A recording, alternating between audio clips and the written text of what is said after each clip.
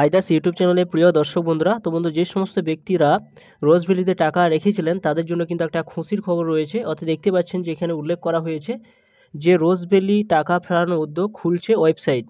অর্থাৎ যারা বিনিয়োগ করেছিলেন তাদের কিন্তু একটা খুশির খবর নিয়ে এসেছি। তো বন্ধু এখানে দেখতে পাচ্ছেন আরও উল্লেখ করা হয়েছে যে 10 বছর পর চিটফান্ড সংস্থা রোজ ভ্যালি প্রতারিত আমানতকারীদের জন্য সুখবর।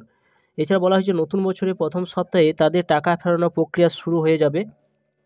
টাকা ফেরতের প্রথম পদক্ষেপ হিসেবে ইতিমধ্যে বিশেষ একটা ওয়েবসাইট তৈরির কাজ শুরু হয়েছে।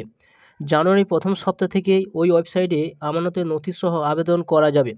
তো এবার কিন্তু জানুয়ারি মাস থেকে কিন্তু ওয়েবসাইট কিন্তু শুরু হচ্ছে। সেই ওয়েবসাইটের মাধ্যমে আপনারা সে নাম নথিভুক্ত করতে পারবেন যারা রোজ ভ্যালিতে আপনারা টাকা বিনিয়োগ করেছিলেন। এছাড়া এখানে আরও উল্লেখ করা হয়েছে যে রোজ ভ্যালিতে প্রতারিতদের টাকা ফেরাতে প্রাক্তন বিচারপতি দিলীপ শেঠের নেতৃত্বে এক সদস্য কমিশন গড়ে দিয়েছিলেন কলকাতা হাইকোর্ট।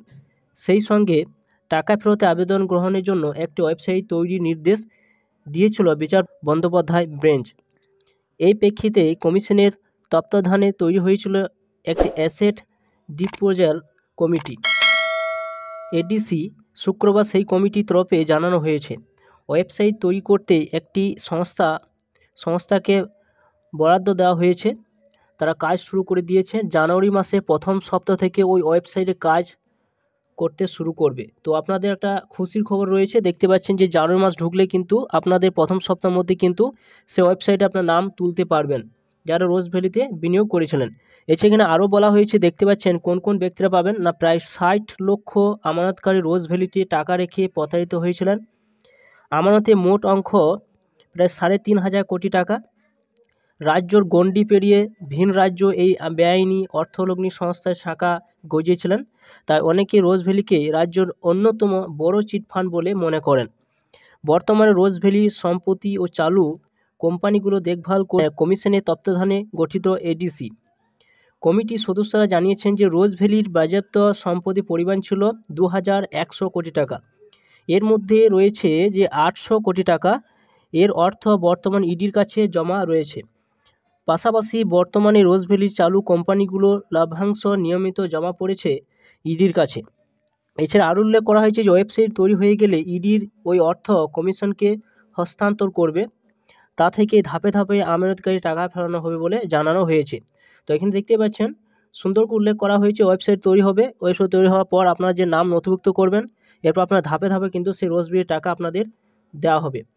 এছাড়া আরও বলা হয়েছে যে এডিসি মনে করছেন যে রোজ ভ্যালির সম্পত্তির যে হিসেব তাদের কাছে রয়েছে তা দিয়ে সহজে 90% বেশি আমানতকারী অর্থ ফেরানো সম্ভব হবে।